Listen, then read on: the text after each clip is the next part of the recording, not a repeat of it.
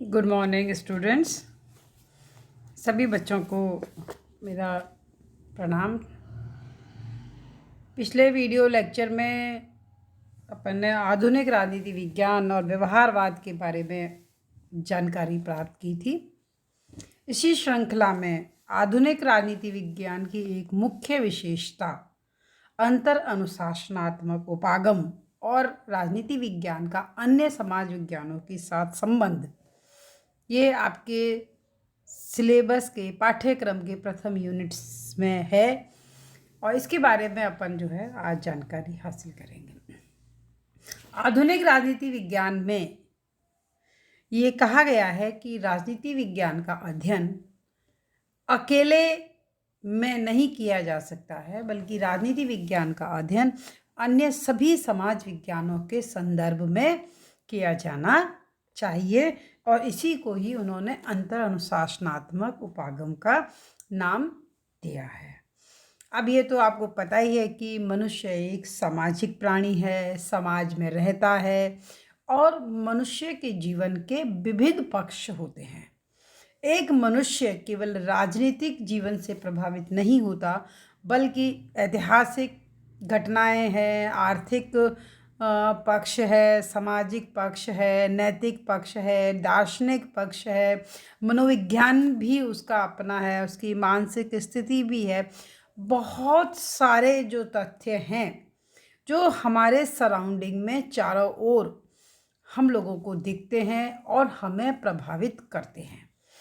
तो जब हमें कोई बाहरी तत्व, बाहरी वातावरण में, पूरे व्यवस्था के अंतर्गत जो भी तत्व फैले हुए हैं वो हमें प्रभावित करते हैं, तो इसी वजह से राजनीति विज्ञान के अध्ययन को भी सभी जो विषय हैं वो प्रभावित करते हैं। तो आधुनिक राजनीति विज्ञान में जो सभी विषय हैं इसको उन्होंने अनुशासन का नाम दिया है। जैसे राजनीति विज्ञान एक अनुशासन है, अर्थशास्त्र एक अनुशासन है, समाजशास्त्र एक अनुशासन है ना। तो जितने भी इंडिपेंडेंट जो विषय हैं जिनके बारे में हम अध्ययन करते हैं, उन हर विषय को आधुनिक राजनीति विज्ञान के जो विद्वान हैं उन्होंने उसको अनुशासन का नाम दिया है। तो विभिन्न अनुशासनों के बीच आपस में एक दूसरे के को से प्रभावित होने वाला अध्ययन, और सभी विषय एक दूसरे के बिना अधूरे हैं और सभी विषयों का अध्ययन एक दूसरे के साथ ही संबंध रूप से किया जा सकता है। तो ये जो नई अवधारणा है ये आधुनिक राजनीति विज्ञान की अवधारणा है और व्यवहारवाद में भी इसको उन्होंने मुख्य कड़ी के रूप में अंतर अनुशासनात्मक अध्ययन के ऊपर बल दिया है। मनोविज्ञान है, समाजशास्त्र है, मानव शास्त्र है, अर्थशास्त्र है, इतिहास है, मानवीय भूगोल है। सभी जो सदस्य हैं सबका मतलब सभी जो विषय हैं इन सबका अपना अपना एक विषय क्षेत्र है, लेकिन फिर भी ये सभी एक दूसरे से प्रभावित होते हैं और एक दूसरे को प्रभावित करते हैं। एक दूसरे के बिना एक दूसरे का अध्ययन अकेला है, क्योंकि मनुष्य समाज में रहने के कारण उसका जो अध्ययन का जो विषय है, जब सभी समाज विज्ञान जितने भी सोशल साइंसेज हैं, तो सभी सोशल साइंस के अध्ययन का जो विषय है यही मानव समुदाय है और यही समाज है। तो मानव जीवन के जितने भी पहलू हैं सब एक दूसरे से अलग नहीं हैं, बल्कि सब किसी न किसी रूप में आपस में जुड़े हुए हैं। तो राजनीति विज्ञान भी सभी समाज विज्ञानों के बीच में से एक विषय है। और राजनीति विज्ञान का अध्ययन हम क्यों करते हैं कि वो राज्य से संबंधित माना जाता है। समाजशास्त्र का अध्ययन क्यों करते हैं कि वो समाज से जुड़ा हुआ माना जाता है। अर्थशास्त्र का अध्ययन क्यों करते हैं कि वो मनुष्य के आर्थिक पक्ष का अध्ययन करता है ना। इस तरीके से सभी जो समाज विज्ञान हैं वो सभी अलग अलग संदर्भ में अध्ययन करते हैं। 18वीं शताब्दी में विभिन्न भिन्न समाज विज्ञानों को स्थापित करने की कोशिशें की गई। 19वीं शताब्दी में फिर इस प्रक्रिया के विरोध में आवाज़ें उठी।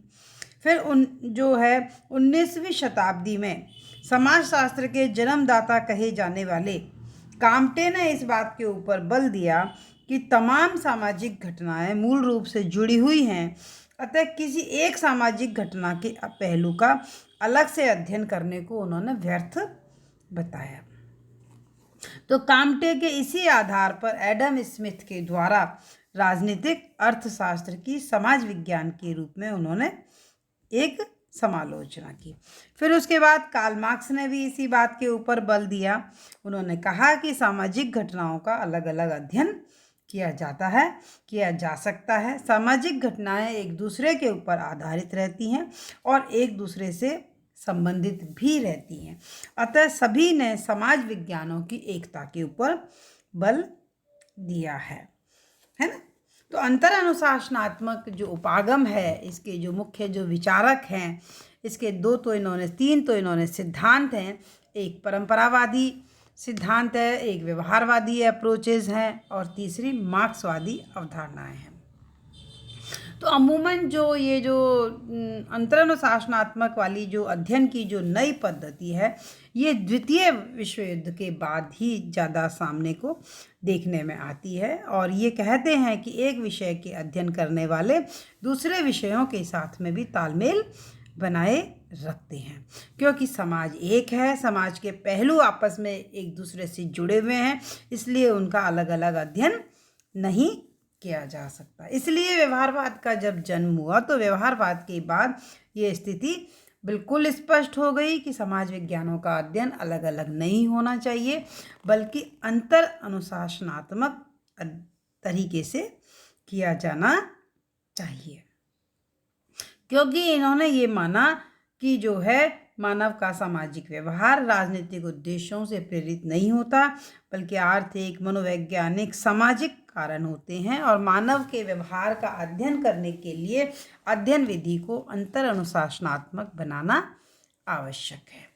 तो परंपरावादी दृष्टिकोण के अनुसार अंतर अनुशासनात्मक धारणा का अभिप्राय किसी विषय विशेष को अन्य विषयों के तथ्यों, तकनीकों, उपलब्धियों एवं परिणामों की सहायता से समृद्ध एवं विकसित करने का एक प्रयत्न है ना। सेंट ऑगस्टाइन हुए, सेंट थॉमस हुए, इन्होंने राजनीति को नैतिकता के साथ जोड़ा। हीगल ने राजनीति को दर्शन के शास्त्र जोड़ा। मार्क्स ने राजनीति को अर्थशास्त्र के साथ जोड़ा। हालांकि जो है इसमें और भी कई दूसरा जो इसमें दृष्टिकोण है वो है अनुभववादी दृष्टिकोण। अनुभववादी दृष्टिकोण जो है अमेरिका के जो विचारक हैं, चार्ल्स मेरियम है, लासवेल है, सार्टोरी है, इन सब लोगों ने व्यवस्था, सिस्टम थ्योरी और व्यवहारवाद के माध्यम से अंतर अनुशासनात्मक सिद्धांत का जो है वो समर्थन किया। इनका विश्वास है कि जितने भी जो है जैसे राजनीति विज्ञान है, समाजशास्त्र है, अर्थशास्त्र है, तो यदि विभिन्न समाज विज्ञान के अध्ययन के लिए हम समाज एक पर्टिकुलर विधियों और प्रतिमानों का अगर हम प्रयोग करें तो ज्ञान भंडार को आसानी से लाभ किया जा सकता है। तो विभिन्न समाज विज्ञानों के स्थान पर एक सामाजिक विज्ञान की स्थापना करने के इच्छुक हैं। फिर है कि जो मार्क्सवादी दृष्टिकोण वाले हैं उनकी एक किताब है G.B. Plekhanov, the development of the monistic theory of history. इसमें इन्होंने ऐतिहासिक जो भौतिकवाद की धारणा है, उन्होंने कहा कि वो भी इंटरडिसिप्लिनरी अप्रोच का आधार है। इन्होंने कहा कि मानवीय इतिहास प्रगतिशील, द्वंद्वात्मक और एकताबद्ध प्रक्रिया है। इतिहास के विभिन्न तत्व हैं, राज्य व्यवस्था, अर्थव्यवस्था, समाज और संस्कृति। यदि इन सभी तत्वों को एक महत्वपूर्ण अंग के रूप में देखा जाए तो उनकी भूमिका अलग होती है और इनमें भी अर्थव्यवस्था जो है वो सबसे अधिक प्रभावी और निर्णायक होती है। अतः मार्क्सवाद जो है उत्पादन की प्रणाली में होने वाले परिवर्तन को ज़्यादा प्रमुखता के साथ देखता है। तो मार्क्सवाद के अनुसार उत्पादन की कौन सी प्रणालियां हैं, उसने जो विभाजन जो किया है, एक आदिम युग है, दास समाज है, सामंतवाद है, पूंजीवाद है और समाजवाद है। इनका ये मानना है कि ऐतिहासिक अवस्था में कोई भी एक विशेष उत्पादन प्रणाली होती है और उसके ऊपर ही, उस उत्पादन प्रणाली के आधार पर ही कानून है, दर्शन है, राज व्यवस्था है, नैतिकता है, समाज है, संस्कृति है, सब उस एक उत्पादन प्रणाली के आधार पर ही निर्धारित होते हैं, ये मार्क्सवादी दृष्टिकोण कहता है। तो राजनीति विज्ञान में अंतर अनुशासनात्मक उपागम की दिशा में जो है वो अनेक बढ़ते हुए चरण वो आपको दिखते हैं। ग्राहम वालास की जो किताब थी ह्यूमन नेचर इन पॉलिटिक्स, इसके बाद में ऑर्थर बेंटली की किताब थी the process of government, max weber है, रॉबर्ट मिचेल्स है, इन सभी ने इनके अध्ययन को लाने का प्रयास किया। तो द्वितीय विश्व युद्ध के बाद तक राजनीति शास्त्रियों ने राजनीतिक समाजशास्त्र, राजनीतिक मनोविज्ञान, इन सभी उपागमों को नवीन आर्थिक सिद्धांत, गणित और सांख्यिकी प्रारूपों के प्रयोग पर इन्होंने बल दिया। अब हम बात करते हैं कि राजनीति विज्ञान का अन्य समाज विज्ञानों के साथ में क्या संबंध है। हम बहुत संक्षिप्त में बताने का प्रयास करूंगी मैं। सबसे पहले हम बात करेंगे राजनीति विज्ञान और समाजशास्त्र। देखिए, राजनीति विज्ञान और समाजशास्त्र एक दूसरे के पूरक हैं। व्यक्तियों के समूह के रूप में व्यक्ति और समाज के संबंधों का, सभी प्रकार के संबंधों का अध्ययन करता है, जबकि राजनीति विज्ञान जो है केवल राजनीतिक संबंधों का अध्ययन करता है, क्योंकि राज्य राजनीतिक संस्था होने के साथ साथ एक सामाजिक संस्था भी है। कैटलिन ने लिखा है कि राजनीति शास्त्र और समाजशास्त्र एक दूसरे से अलग नहीं किए जा सकते। तो समाजशास्त्र जो है वो राजनीति के आधार के रूप में देखा जाता है। समाजशास्त्र संपूर्ण सामाजिक परिस्थितियों का अध्ययन करता है और राजनीति सिद्धांतों के संगठन का उदय सामाजिक पृष्ठभूमि में होता है। अतः राजनीति विज्ञान के उचित अध्ययन के लिए आपको तत्कालीन समाजशास्त्र का ज्ञान होना नितांत आवश्यक है। राजनीति विज्ञान की अगर आप समाजशास्त्र को अपन देन भी कहें तो समाजशास्त्र में राज्य की उत्पत्ति, संगठन, उद्देश्य, कार्य आदि का अध्ययन किया जाता है। समाजशास्त्र संबंधी यह विशिष्ट ज्ञान राजनीति विज्ञान से ही उसको मिलता है। तो गैटल ने लिखा है कि राजनीति विज्ञान समाजशास्त्र को समाज की सामान्य रूपरेखा के तौर पर वो घटनाएं प्रदान करता है जिसका संबंध राज्य के संगठन और कार्यों से होता है। फिर भी दोनों में अंतर भी पाया जाता है। क्षेत्र की दृष्टि से पाया जाता है कि दोनों का क्षेत्र और समस्याएं अलग अलग हैं। समाजशास्त्र अधिक व्यापक है, राजनीति विज्ञान केवल राजनीतिक दृष्टिकोण का अध्ययन करता है। अध्ययन सामग्री की दृष्टि से भी अंतर है, क्योंकि राजनीति विज्ञान का संबंध केवल संगठित समुदाय और व्यक्तियों से है, जबकि समाजशास्त्र संगठित और असंगठित दोनों प्रकार के समुदायों से अपना संबंध करता है। उद्देश्य की दृष्टि से समाजशास्त्र एक वर्णनात्मक विज्ञान है, जबकि राजनीति विज्ञान एक आदर्श परक विज्ञान, नॉर्मेटिव साइंस भी है।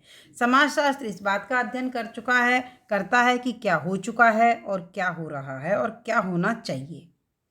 समाजशास्त्र को इस बात से कोई मतलब नहीं होता है कि क्या होना चाहिए, जबकि राजनीति विज्ञान क्या होना चाहिए से भी एक संबंध रखता है, क्योंकि वो एक आदर्श व्यवस्था की प्राप्ति का प्रयास है। और रही बात राजनीति विज्ञान और इतिहास के बारे में, तो इतिहास तो भूत, राज्य, समाज, व्यक्ति, सभी संस्थाओं का भूतकालीन जीवन का लेखा जोखा होता है, जबकि राजनीति विज्ञान में भूत, वर्तमान और भविष्य तीनों का लेखा जोखा होता है। दोनों एक दूसरे से इतने ज़्यादा संबंधित हैं क्योंकि सीले ने तो यहाँ तक लिखा है कि राजनीति विज्ञान के बिना इतिहास का कोई फल नहीं और इतिहास के बिना राजनीति विज्ञान का कोई मूल नहीं। तो इतिहास, राजनीति विज्ञान जो है वो इतिहास पर निर्भर है। इतिहास राजनीति विज्ञान की प्रयोगशाला और पथ प्रदर्शक के रूप में काम करता है। इतिहास को राजनीति विज्ञान से अध्ययन सामग्री प्राप्त होती है। सारी ऐतिहासिक घटनाएं, इसमें सारी तो नहीं कह सकते, लेकिन अधिकतर राजनीतिक घटनाएं राजनीतिक विचारधाराओं के परिणाम होती हैं। तो राजनीति और इतिहास दोनों एक दूसरे के पूरक हैं। तो इसमें भी सीले ने लिखा है कि राजनीति उच्छृंखल हो जाती है यदि इतिहास द्वारा इसे उदार नहीं बनाया जाता, और इतिहास कोरा साहित्य रह जाता है यदि राजनीति से उसका संबंध विच्छेद हो जाता है। तो हालांकि इनमें अंतर भी काफ़ी है। अध्ययन पद्धति का अंतर है, क्षेत्र का अंतर है, और उद्देश्य संबंधी भी अंतर है, लेकिन फिर भी एक दूसरे से घनिष्ठ संबंधित हैं। अर्थशास्त्र के साथ में अगर अपन इनके संबंध की बात करते हैं तो प्रारंभिक लेखक तो अर्थशास्त्र को राजनीति विज्ञान की एक शाखा ही मानते थे। यूनानी विचारक तो इसे पॉलिटिकल इकोनॉमी भी कहते हैं।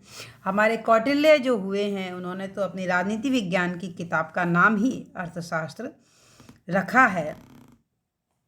अब प्रसिद्ध अर्थशास्त्री मार्शल ने लिखा है कि अर्थशास्त्र जीवन के साधारण व्यवहार में मनुष्य का अध्ययन है। यह व्यक्तिगत और सामाजिक कार्यों के उस भाग का परीक्षण करता है जिसका भौतिक पदार्थों की प्राप्ति और उसके साथ में घनिष्ठ संबंध है।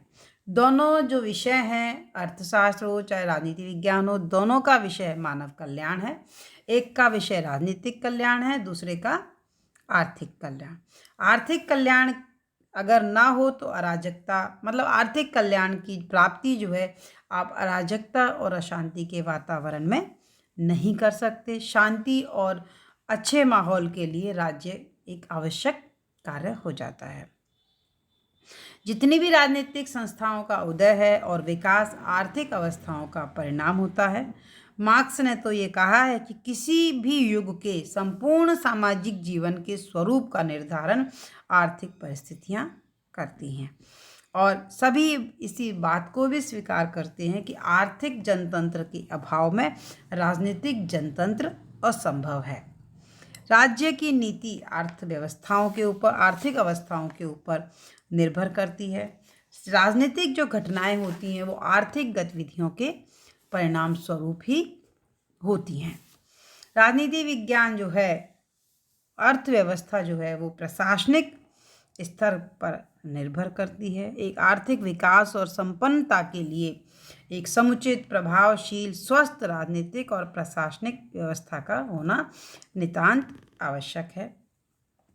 अर्थव्यवस्था राजनीतिक नीतियों के ऊपर भी निर्भर करती है। युद्ध का प्रभाव अर्थव्यवस्था को बहुत अधिक प्रभावित करता है। फिर भी ये समाजवाद, पूंजीवाद, राजस्व, ये कुछ ऐसे विषय हैं जो दोनों ही विषयों के अंतर्गत में इनको पढ़ाया जाता है। तो दोनों विषय एक दूसरे के पूरक हैं। चार्ल्स बियर्ड लिखते हैं कि अर्थशास्त्र के बिना राजनीति विज्ञान अवास्तविक और सारहीन ढांचा मात्र है। अध्ययन की दृष्टि से इनमें अंतर है क्योंकि राजनीति विज्ञान का मुख्य विषय राज्य है, जबकि अर्थशास्त्र का मुख्य विषय धन है। उन्होंने लिखा है, आइवर ब्राउन ने, कि अर्थशास्त्र का संबंध मुख्यतः वस्तुओं से है और राजनीति विज्ञान का व्यक्तियों से। एक कीमतों का अध्ययन करता है, दूसरा वैल्यूज़ का अध्ययन करता है, प्राइजेस और वैल्यूज़।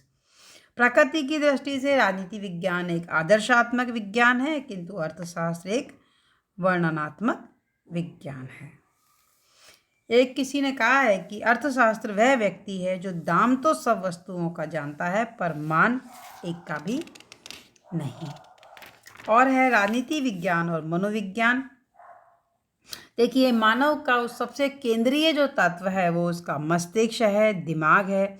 मानसिक जीवन से अलग मानव जीवन में कुछ भी नहीं है।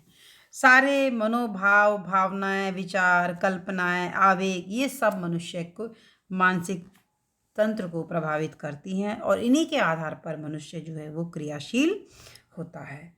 मनोविज्ञान आंतरिक शक्तियों का अध्ययन करता है जो मनुष्य अपने जीवन में अनुभव करने, विचार करने एवं इच्छा रखने की सामर्थ्य प्रदान करते हैं। मनोविज्ञान को राजनीति विज्ञान की जो देन है वो इस प्रकार से है कि राजनीति की मनोविज्ञान पर निर्भरता, व्यक्तियों से ही राज्य का निर्माण होता है। व्यक्तियों के राजनीतिक कार्य उनकी मानसिक गतिविधियों से प्रेरित होते हैं। तो राजनीति की जड़ें मनोविज्ञान में निहित हैं, ऐसा जेम्स ब्राइस कहते हैं। राजनीति की मनोविज्ञान पर निर्भरता ये है कि व्यवहार में वो व्यक्ति जो अपनी प्रजा का मनोविज्ञान समझ सकता है वो लंबे समय तक शासन करने की स्थिति में रहता है। क्रांति से सुरक्षा के लिए भी मनोविज्ञान आवश्यक होता है और राजनीतिक क्षेत्र में मनोवैज्ञानिक जो पद्धति है उसका बहुत उपयोग बढ़ रहा है। एक विचारों का वर्ग बेजहॉट है, ग्राहम वालास है, मैकडूगल है, दुर्खिम है। ये सब ऐसे नाम हैं जो ये मानते हैं कि राजनीति को मन के सापेक्ष में ही समझा जाना चाहिए। राजनीति और मनोविज्ञान एक दूसरे से घनिष्ठ रूप से संबंधित हैं। राजनीति विज्ञान जो है वो मनोविज्ञान को सामग्री प्रदान करता है। राजनीति जन मनोविज्ञान को प्रभावित करती है। इनमें अंतर भी है। मनोविज्ञान समस्त मानसिक क्रियाओं का अध्ययन करता है, जबकि राजनीति विज्ञान केवल राजनीतिक क्रियाओं का।